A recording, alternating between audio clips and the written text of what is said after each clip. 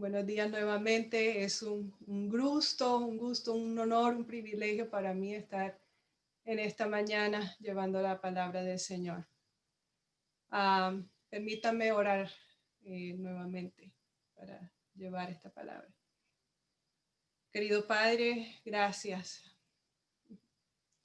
por tu Espíritu, que revela lo profundo de Dios.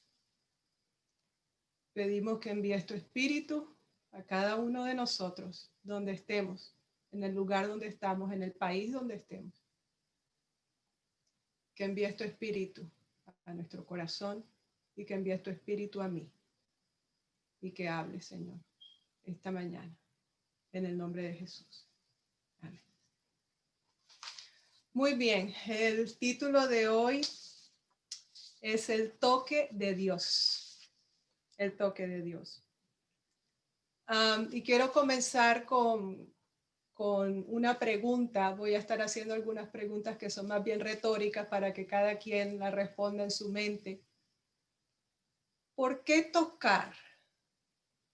¿Cuál es la importancia del toque? Vemos que el toque es uno de nuestros sentidos. Vemos que lo usamos para diferentes cosas, ¿verdad? Lo usamos para conocer, lo usamos cuando nace un bebé, queremos tocarlo, queremos sentirlo.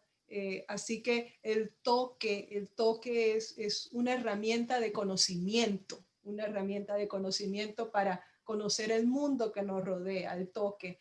Y en estos días de pandemia, en estos tiempos, yo pienso que hemos extrañado el toque humano, y nos hemos dado aún más cuenta de la importancia del toque. Yo me he dado cuenta cuánta falta nos hace un abrazo, cuánta falta nos hace darnos la mano. Es importante el toque, muy importante, muy importante. Y si el toque es importante para nosotros, ¿será que el toque es importante para Dios?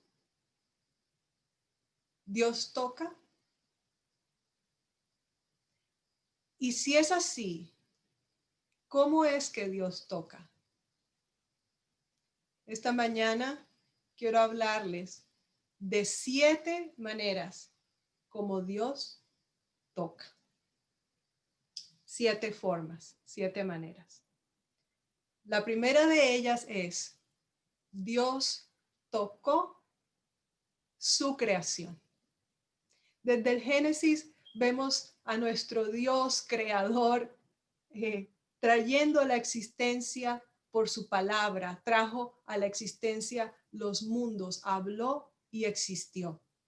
Pero no solo eso, sino que cuando creó no se fue. Es Dios quien sostiene el mundo, es Dios quien sostiene el universo, es Dios quien sostiene nuestro planeta, es Dios quien nos da el invierno, el verano, la lluvia, la comida. Él es quien sostiene todas las cosas. Así que no solo creó y se fue, no, creó y se quedó, creó y está aquí. Él es el que sostiene. Por eso dice en Colosenses 1:17 que Él es antes de todas las cosas y todas las cosas en Él, en Cristo, subsisten. Es en Él. Y dice Efesios 1:23 que es la plenitud de aquel que todo lo llena en todo. Así que todas las cosas que observamos, incluso la materia, se sostiene porque Cristo lo sostiene. No sería posible la vida, no sería posible nuestro existir sin Cristo. No sería posible la vida en esta tierra sin Cristo. Así que allí vemos el toque de Dios en su creación. Ese es el primer toque. Dios tocó su creación. ¿Quieren saber cuál es el segundo? Dios tocó al hombre. Fíjense ustedes la diferencia. Con todas las demás cosas Él habló y todo existió. Pero con el hombre fue diferente. Con el hombre Él formó al hombre del polvo de la tierra. ¿Y la formó con qué? Con sus manos. Tocó al hombre, lo formó como el alfarero a su vasija, ¿verdad? Le dio forma, lo trajo a la vida y cuando lo tenía allí, sopló en él aliento de vida, sopló en el hombre su espíritu.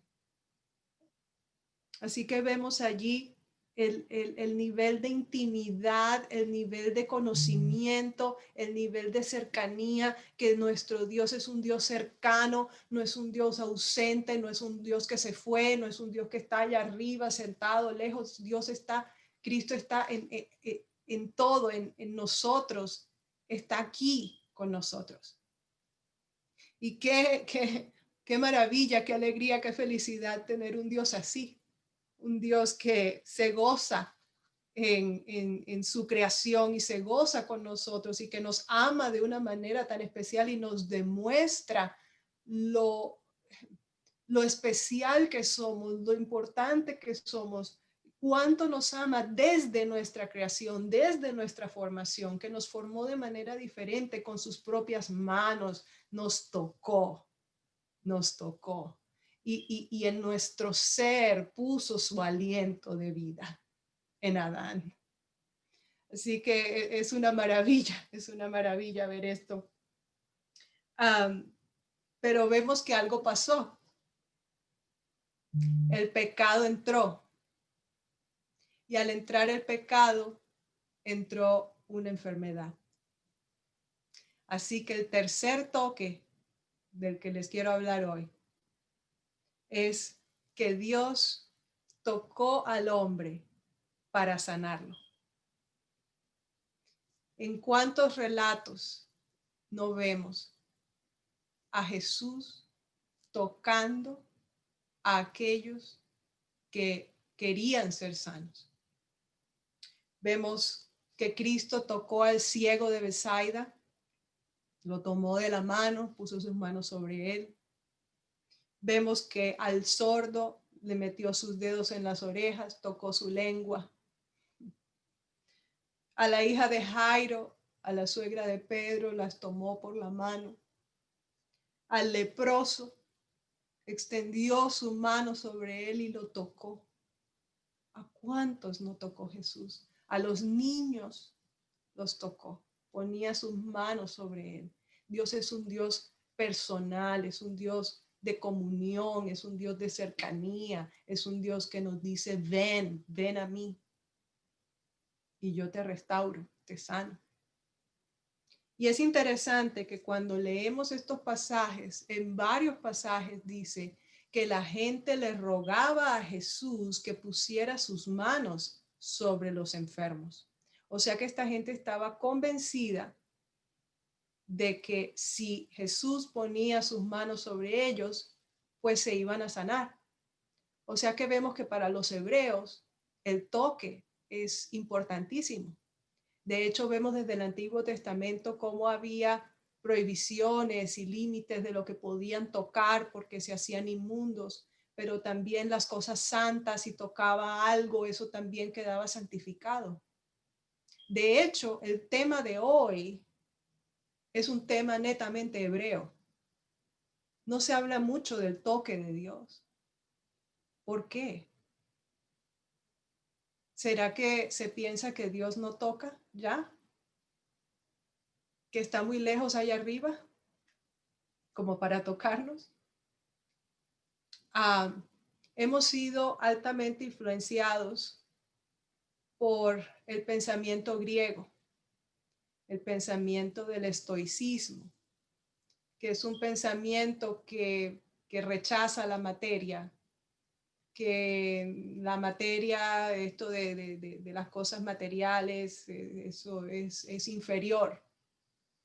Y se separó entonces la idea de la materia y el espíritu. Pero Dios no ve las cosas así, Dios ve las cosas como un todo. Y el toque es importante para Dios y para nosotros. Así que estas personas sabían que si Cristo los tocaba, se sanaban. Estaban seguros de eso. ¿Será que nosotros estamos seguros que si Él nos toca, nos sanamos?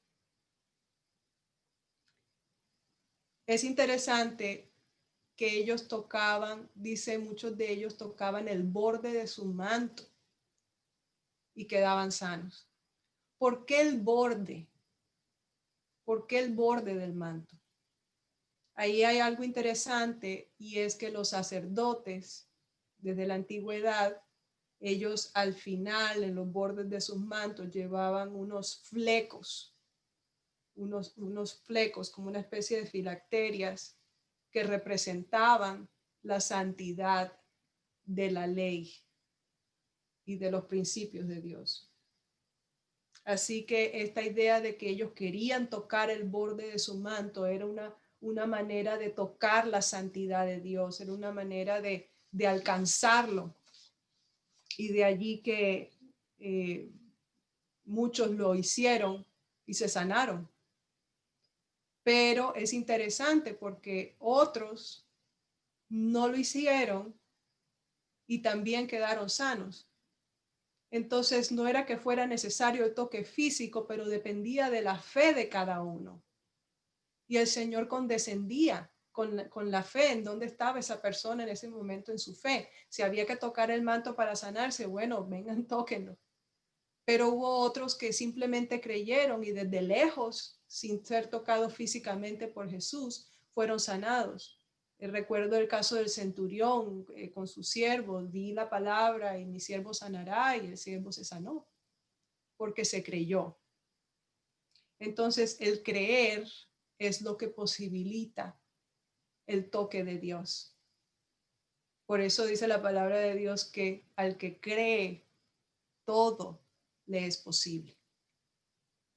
Así que este es el tercer toque. Dios toca al hombre para sanarlo. Toque número 4. Dios tocó al hombre para salvarlo. Para salvarlo. No solo sana físicamente, como estaba hablando hace un momento, esta idea de la separación entre el cuerpo físico y lo espiritual es una idea griega, no es una idea bíblica, no es una idea hebrea. Dios no ve las cosas así. De hecho, para el hebreo, ser sano es ser salvo. Es la misma palabra en el original. La palabra es sozo, S-O-Z-O, sozo. Y eso significa ser salvo. De hecho, cuando la mujer del flujo de sangre fue a tocar el manto de Jesús, ella dijo que ella dice, si tocare tan solo su manto, seré salva, dice allí. Y es porque es esa palabra en la concepción bíblica hebrea, ser sano es ser salvo. Así que ustedes piensan que cuando el Señor tocó a estas personas, a estos enfermos que vinieron donde Él, ustedes piensan que solo los tocó para sanarlos físicamente o quería sanarlos de algo más. Vemos a Jesús conectándose con la gente, vemos a Jesús hablándoles, haciéndoles preguntas, metiéndoles conversación para que ellos pudieran conectarse con Cristo y entonces pudiera ser sanada su enfermedad espiritual, su pecado. Cuando Dios sana, sana por completo. Él no sana solo una partecita. Que me duele el pie. Ay, Señor, sáname el pie. Entonces, yo no me puedo imaginar a Dios diciendo, bueno, yo te voy a sanar el pie, pero solo el pie, no la mano, ni la cabeza, ni... Dios no es así. Cuando Dios nos va a sanar, nos sana por completo. todo nuestro ser, nuestra alma, lo profundo de nuestro ser. Ese es Dios. No es como que, entonces esta partecita sí, pero lo otro no. No. Tenemos un Dios grande, un Dios todopoderoso, un Dios generoso, un Dios amplio, amplio. Amén. Amén. Entonces, ese es Dios, ese es Dios. Entonces, vemos que al Señor sanar a estas personas, no solo la sanaba físicamente, la sanaba de su enfermedad espiritual. Así que ellos quedaban no solo sanos de su parálisis, quedaban sanos de la parálisis espiritual, quedaban libres, eran hechos personas nuevas. Y esa es la sanidad que nos quiere dar a nosotros Jesús hoy y que está disponible para todos. Así que cuando Dios toca el cuerpo físico, toca el alma y toca todo nuestro ser, todo nuestro ser. Por eso le dijo el paralítico en Capernaum, hijo, tus pecados te son perdonados. Y él salió brincando y saltando. Así que eso es lo que el Señor quiere también hoy para nosotros, que brinquemos y saltemos, porque ya Él nos sanó, ya Él nos sanó en Cristo. Solo hay que creer. Bueno, ese fue el toque número 4. Dios tocó al hombre para salvarlo. Ceci, te pusiste en mute o se fue el sonido. Muy bien. En el número 5, Dios tocó la cruz. Dios tocó la cruz. ¿Cómo es que Dios tocó la cruz? ¿Ha tocado usted una cruz alguna vez? Pues si la respuesta es no, qué bien, lo felicito. Porque Cristo y Dios mismo tocó la cruz para que nosotros no tuviéramos que tocarla. Dios tocó la cruz. ¿Cómo es que la tocó?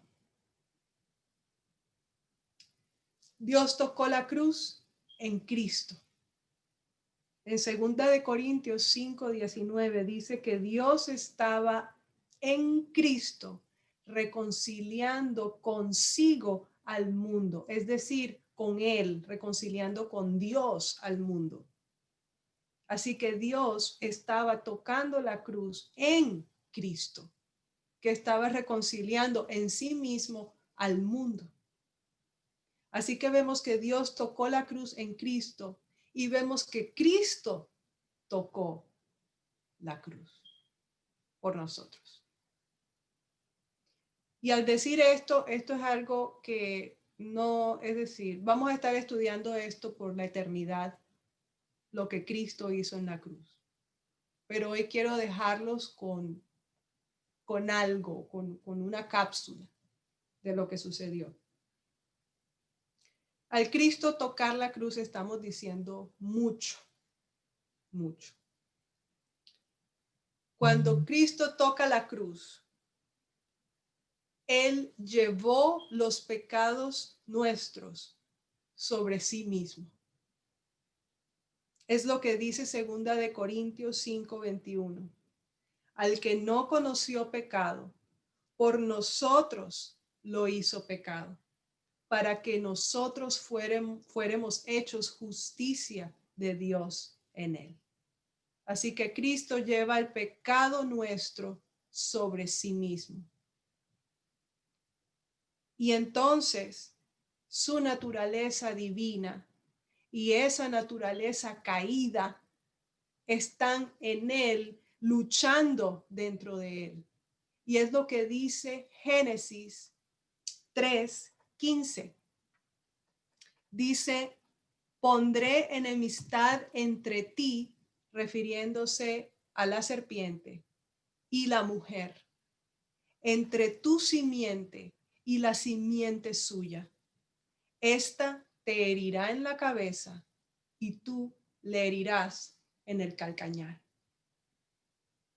Así que Cristo le dio en la cabeza al pecado, venció al pecado en la cruz. Allí podemos ver ese toque en Génesis 3:15, esa enemistad. Es como, imagínese usted a Cristo como una cápsula y dentro de él, esas dos naturalezas dentro de él peleándose. Imagínese usted un perro y un gato, por hablarlo coloquialmente. Esas dos fuerzas allí peleándose. ¿Qué tiene que pasar para que se solucione el conflicto? Pues uno de los dos tiene que morir. Y esto es lo que Cristo hizo. Al llevar el pecado nuestro sobre sí, mató al pecado en su carne. Amén. Amén. Gloria a Dios. Mató al pecado en su carne para que nosotros fuésemos beneficiarios de esa victoria que él tuvo en la cruz, para que nosotros fuéramos libres del pecado, para que fuéramos libres de la muerte. Y es más, sufrió la muerte eterna, sufrió la muerte segunda, para que nosotros no tengamos que vivirla. Murió sin esperanza de salvación.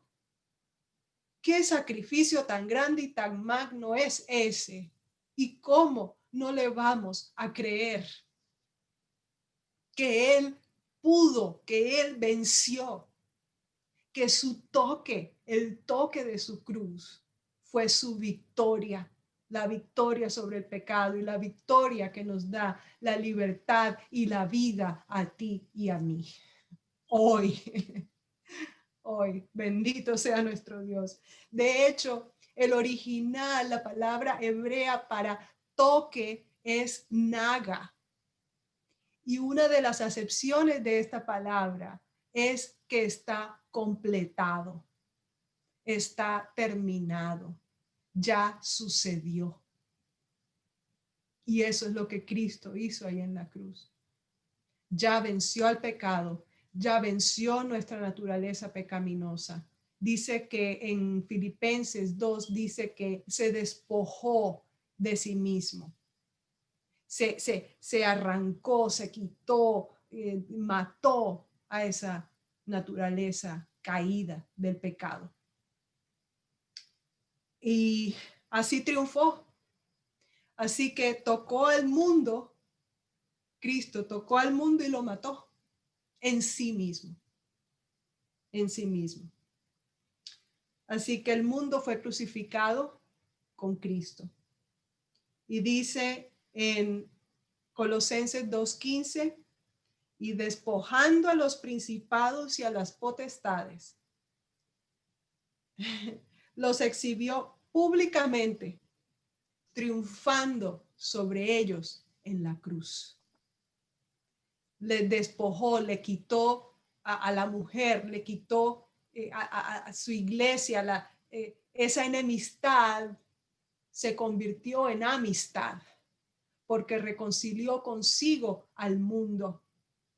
Nos reconcilió a nosotros con él, nos quitó la carga del pecado, ya venció al pecado en la cruz. Así que no hay que cargar con eso, queridos. No hay que cargar con pecados. Ya Cristo lo venció en sí mismo. Vivió como hombre, no pecó. Así que él nos ha hecho beneficiarios de ese sacrificio, de ese toque de Cristo de la cruz. Ese es el toque 5. Acuérdense que son 7. Toque 6. Dios tocó a Cristo. Dios tocó a Cristo. ¿Cómo es que Dios tocó a Cristo? Tenemos que entender un cuadro aquí importante. Y es que desde tiempos antiguos, Dios estableció un pacto con su pueblo. Desde Adán y Abel, el penitente venía con una ofrenda por su pecado y era un animal. Y en ese animal se colocaban los pecados y Dios venía a reunirse con el penitente en una manera de respuesta, de aceptación de su ofrenda. Y lo que sucedía era que caía fuego que quemaba la ofrenda y solo quedaban las cenizas. Eso pasaba desde el principio del tiempo. Así que la presencia de Jehová, su gloria, es fuego consumidor. Es lo que llama la Biblia la Santa Shequina. Y esa Santa Shequina consume el pecado. Es decir, el pecado no puede estar, ni el verbo estar es bueno para el pecado, no desaparece, el pecado se desvanece ante la presencia de Jehová, porque Jehová es fuego consumidor. Así que así se representaba, se mostraba Dios la aceptación al llegar allí y consumir el holocausto. Entonces es como lo que dice Juan con la luz y las tinieblas. Usted está en un cuarto oscuro, prende la luz y las tinieblas se desvanecen. Así es ante la presencia de Dios. El pecado no simplemente se va, se tiene que ir. Así que Él aparece y eso es lo que sucede. No aparece con intenciones de dañar, pero ante el pecado simplemente se destruye en la presencia de Jehová. Esto fue lo que sucedió en la cruz. A Cristo no lo mataron los azotes, ni los golpes, ni los abofeteos, ni la lanza que lo traspasó, ya estaba muerto de hecho. Es más, los crucificados podían permanecer allí en la cruz por días. Todo esto de la crucifixión de Cristo fue muy atípico porque ellos lo crucificaron en el día de preparación. Y en el día de preparación no se crucificaba gente, porque no debía haber crucificado en sábado. Pero ellos se descontrolaron. Cuando vieron la oportunidad de agarrar a Jesús y crucificarlo, no pensaron en nada más, sino en ir, matarlo. Así que estando ya allí crucificados, siendo día de preparación, había que tenían que morirse rápido, por eso a los otros dos les quebraron las piernas, a Cristo no, ya Cristo había muerto. Pero todo esto fue bien atípico. De hecho, el cuerpo del crucificado debía quedarse allí, no se le daba sepultura. Debía quedarse allí después de muerto y que se lo comieran las aves de rapiña y que lo que cayera al piso se lo comieran los cerdos salvajes. A los crucificados no se les daba sepultura.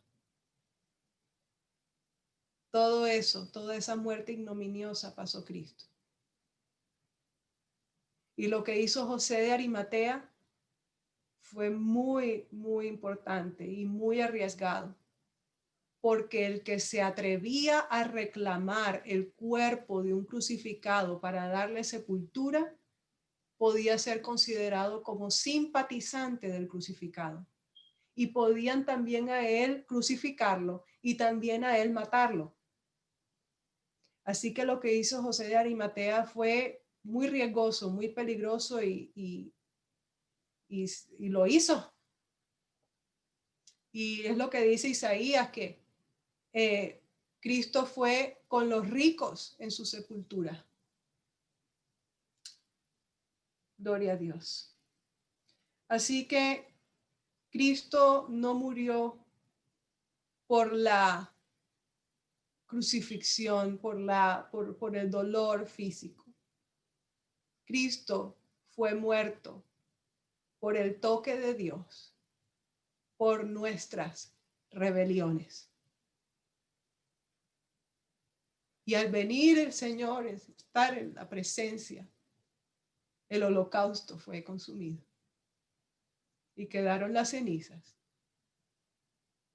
Pero lo hermoso de todo esto es que el toque de Dios y el fuego de Dios consume, pero consume para limpiar, consume para sanar, consume para dar vida y vida eterna, consume para traer a la vida, para crear, para recrear, para restaurar.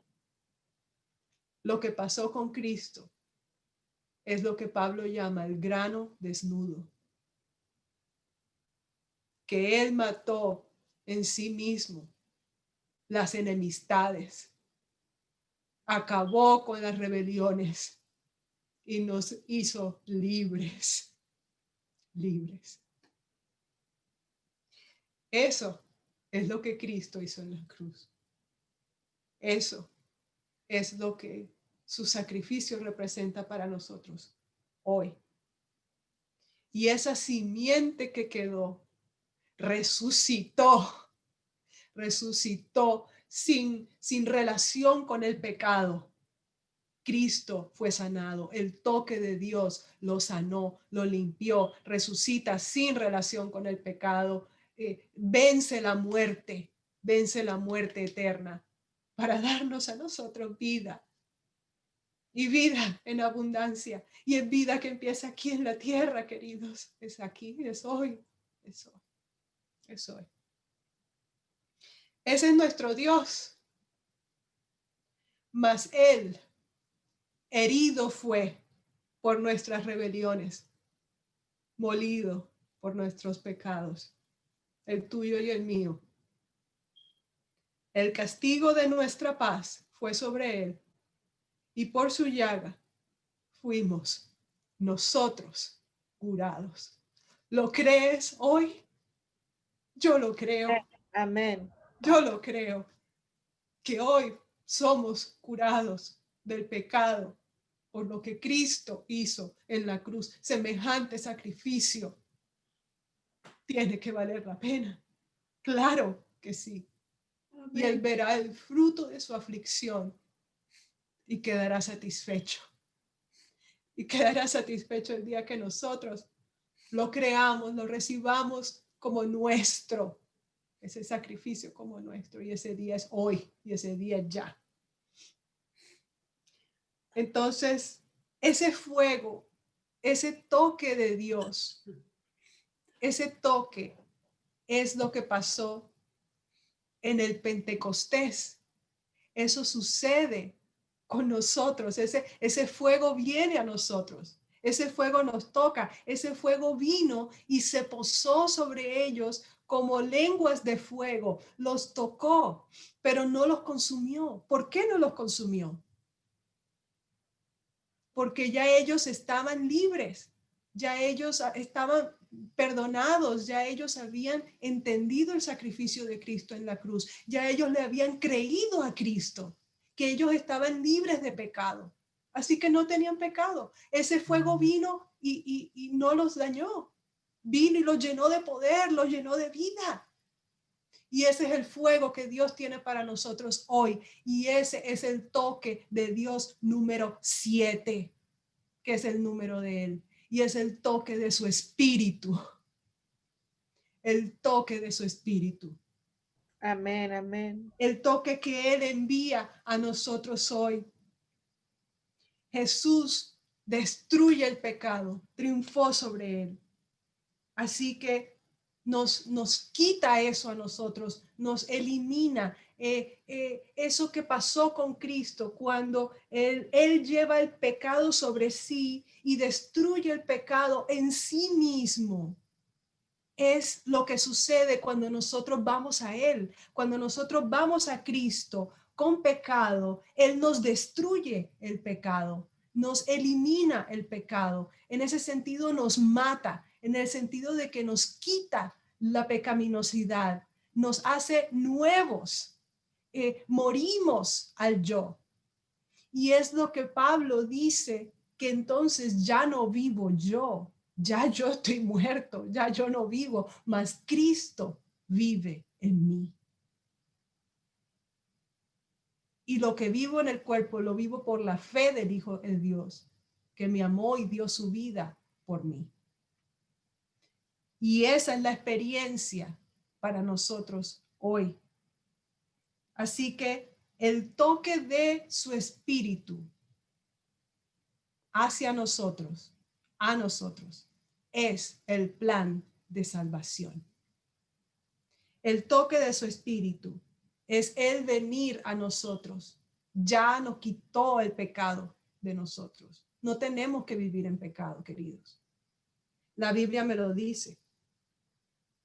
En primera de Juan 3:9. Ninguno que es nacido de Dios practica el pecado, porque la simiente de Dios que ha sido puesta en nosotros permanece en él y no puede pecar porque es nacido de Dios. Alabado sea su nombre. Somos nacidos de Dios, somos nacidos renovados, hechos nuevos, y esa simiente, esa naturaleza divina que está en nosotros, no puede pecar. Me lo dice su palabra. Es decir, queridos, que el toque del Espíritu en nosotros nos habilita para no pecar. Es lo que me dice la Biblia, es lo que me dice el Señor, es lo que me dice su sacrificio. Entonces no tenemos que vivir ya en temor, ni en miedo, ni nada de que vivo en pecado y ay, que no, ya somos libres de eso. Y lo que quiero decir es que Dios tiene el poder para guardarnos sin caída hasta su venida. ¿Usted lo cree? Es lo que la Biblia me dice. Amén. El Señor envía su espíritu a nosotros y esa ayuda espiritual, esa acción sobrenatural sobre nosotros, esa naturaleza divina es la que nos habilita para vivir libres del pecado. Amén. Ahora, esos son los 7 toques de Dios. Les tengo, en mi país se dice una ñapa, una más, un toque más. Pero ese toque no es de Dios. ¿Saben de quién es ese toque? Nuestro. El toque nuestro. ¿Cómo es que es el toque nuestro? Es el toque de la fe. Es el toque de la mujer del flujo de sangre, que cuando supo que Cristo estaba allí, fue y agarró el borde de su manto. Ese es el toque que nos toca a nosotros, el toque de la fe. Sin ese toque, queridos, sin el toque nuestro, no sucede el toque de Dios. No sucede la transformación. Recuerden que cuando en ese evento, cuando la mujer tocó su manto, había mucha otra gente alrededor de Cristo y muchos lo tocaban y era una multitud que lo apiñaban y casi no lo dejaban ni respirar, ni caminar, ni nada. Pero no todos ellos fueron sanados. Entonces es la fe, vemos que es la fe, lo que habilita el toque del Espíritu en mí y esa restauración en mí. Entonces nuestro toque, en otras palabras, es por causa de nuestro libre albedrío. Yo tengo que pedirlo. ¿Quieres la obra del Señor en ti? ¿Quieres el toque de Dios en ti? ¿Quieres el toque de su Espíritu en ti? Pídelo. Pídelo con fe. Dios no va a venir, Él no obliga a nadie, es si quieres y si crees. Al que cree, todo le es posible. Entonces, el toque de Dios es la salvación, pero se necesita nuestro toque para que sea efectiva. Yo quiero decirles algo. Y yo se los digo muy seriamente y ante Dios se los digo. yo no he venido aquí para entretenerlos. Yo creo que ustedes lo saben. Y el Señor me lo mostró, que yo no iba a entretener a nadie, que yo iba a hablar una verdad. Y la verdad es todo lo que les he dicho y lo que les voy a decir ahora, que me aplica a mí primero. Y porque yo lo apliqué sobre mí, puedo decirlo ahora, por amor. Y es, podemos tener la Biblia, podemos sabernos la Biblia, memorizarla, sabernosla de cabo a extremo. Podemos hacer obras del Señor, hacer cosas muy buenas, todo eso está muy bien. Pero, sin la experiencia del Espíritu de Dios en nosotros, no hay salvación. La Biblia sola nos salva. Lo que salva es Cristo. Quien salva es Cristo en nosotros. El Espíritu de Dios en nosotros. Lo demás es legalismo, es moralidad, es cambio de conducta, que antes me portaba mal y ahora me porto bien, pero eso no es salvación. La salvación es una persona y es Cristo en mí, en nosotros. Entonces, recordemos la parábola de las 10 vírgenes. Ellas tenían sus lámparas representando la Biblia, todas la tenían. De hecho, por 6.000 años hemos tenido la palabra, pero no todas tenían aceite suficiente, o sea, el Espíritu. Solo las que tenían el aceite, solo las que tenían el Espíritu y la palabra entraron a las bodas. Así que la palabra es buena, es santa, es justa, es perfecta, pero necesitamos que el Espíritu esté en nosotros para que podamos tener la experiencia de la salvación. Así que mi mensaje hoy ante Dios y ante ustedes es un llamado urgente a creerle a Dios, a creerle a su sacrificio hecho en la cruz, a creerle que podemos y que no podemos, que ya estamos libres de pecado, que no tenemos que vivir en pecado, que ya Él venció el pecado en la cruz, que no tenemos que vivir atados a cargas de pecado. No, libérese, créale a Cristo, créale a Cristo. Él tiene el poder, el Espíritu tiene el poder para mantenernos sin caída hasta su venida. Y eso sucede por la obra del Espíritu en nosotros, no nosotros solos, nunca. Es la obra del Espíritu, es la operación del Espíritu en nosotros. Entonces, para terminar, la experiencia de la salvación es el toque de Dios. Y nosotros, así como Cristo, somos ese grano desnudo que se nos remueve esa naturaleza pecaminosa, se nos ha dado victoria para vencer esa naturaleza pecaminosa y que día a día, podemos vencer por la victoria que Cristo hizo en mí. Así que el versículo de entrada, Génesis 2:7, lo escogí porque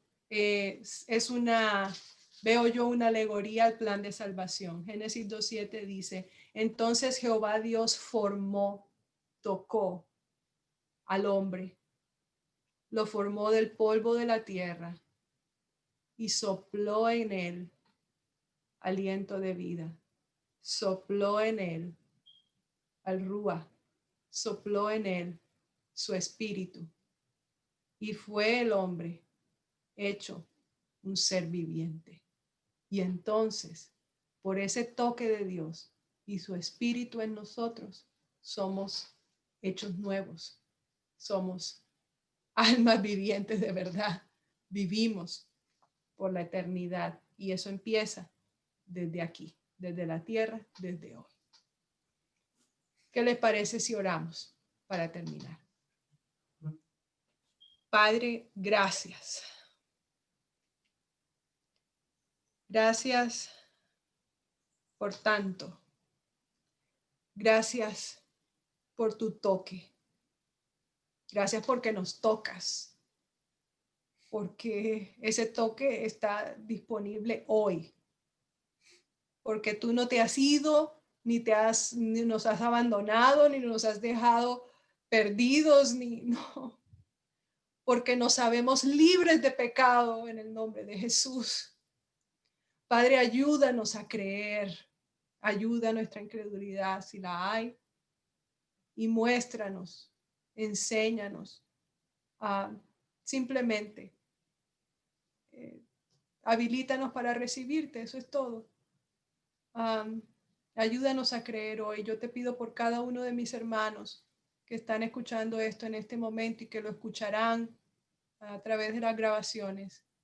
Yo te pido que cada uno, Señor, vayamos donde ti, pidamos tu espíritu, Señor, y tú nos llenes de ti, nos sanes y nos salves.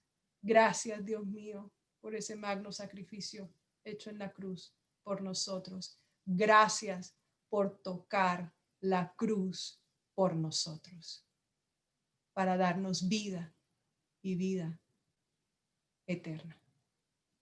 En Cristo Jesús, envía tu espíritu. Pedimos tu espíritu, Señor. Imploramos tu espíritu, lo queremos en nosotros. Envíalo, Dios mío, a mí y a cada uno de mis hermanos y a sus familias.